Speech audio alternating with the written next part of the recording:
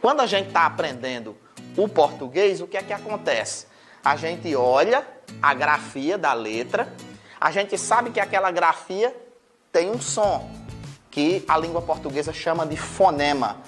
O que seria a letra? Seria a representação gráfica do som e o fonema seria a representação sonora da letra.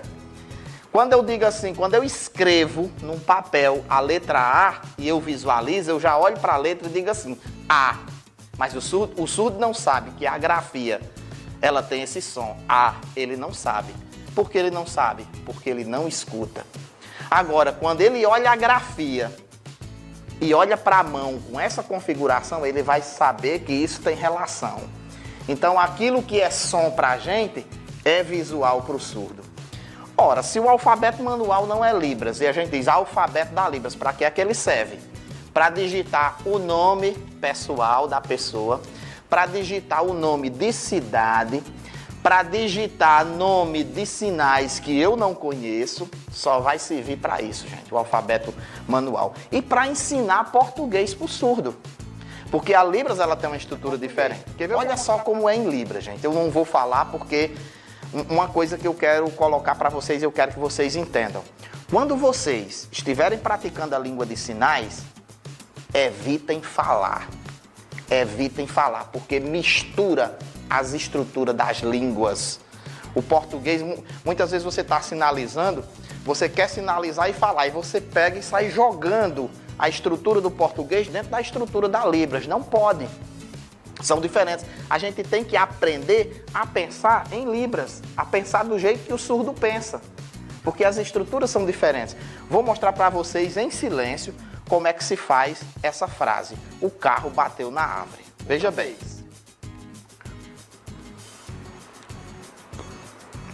Tá vendo a diferença? Perceberam a diferença? Então, primeiro, esse é o sinal de carro. Esse é o sinal de árvore.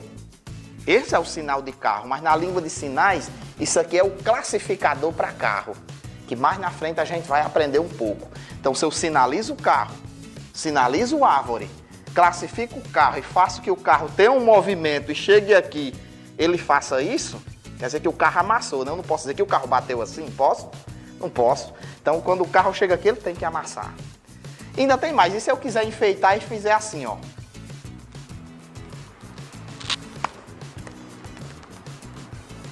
Ficou mais interessante ainda, né? Quer dizer, o carro bateu na árvore e capotou várias vezes.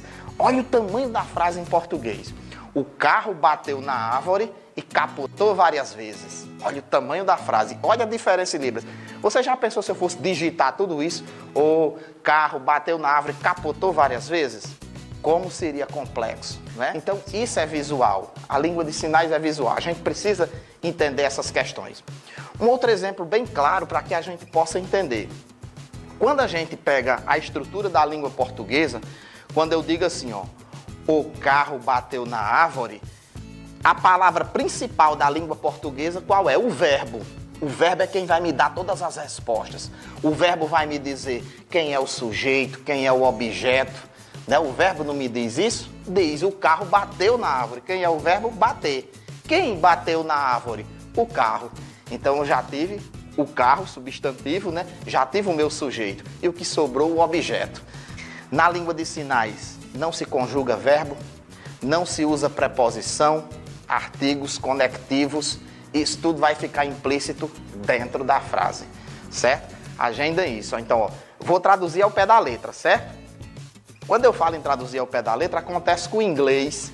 Se você pegar um dicionário de inglês, português e for traduzir ao pé da letra, o texto vai ficar distorcido, né? Fica feio o texto para colar e você não consegue entender muita coisa. Por que é que isso acontece? Porque as estruturas da língua são diferentes. Com a língua de sinais, a mesma coisa.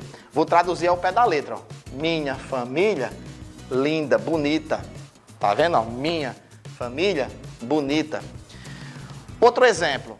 Eu vou ao cinema. Sujeito eu, o verbo ir e o objeto cinema. Na língua de sinais eu primeiro tenho que ter o objeto. Olha só. Eu vou ao cinema. Qual é o objeto? O cinema. Na língua portuguesa primeiro vem o sujeito, o verbo e o objeto. Na língua de sinais primeiro vem o objeto, depois o sujeito e por último o verbo. É o contrário da língua portuguesa, porque ela é visual. O surdo tem que olhar primeiro o objeto. Agora eu vou ao cinema. Primeiro eu tenho que fazer o quê? Cinema, esse é o sinal, ó. Pega essa configuração de mão, com essa bem abertinha aqui, ó. Cinema, vou. Só isso. Olha que simplicidade, diferente de eu vou ao cinema. Diferente, né? Isso aqui é português, na Libras. E como é o pronome eu? É assim. Só que o verbo ir é assim. Dentro da frase não precisa dizer cinema, eu vou. Não precisa. E para ficar mais claro para o surdo, se você sinalizou cinema aqui, então o voo tem que ir para aqui, onde eu sinalizei. Se eu sinalizei cinema aqui, olha minha cara, a expressão como é importante, o corpo como é importante. Se eu sinalizei cinema aqui, o verbo vai para cá, ó. Então, é os pontos de referência no espaço que a gente vai estar aprendendo posteriormente.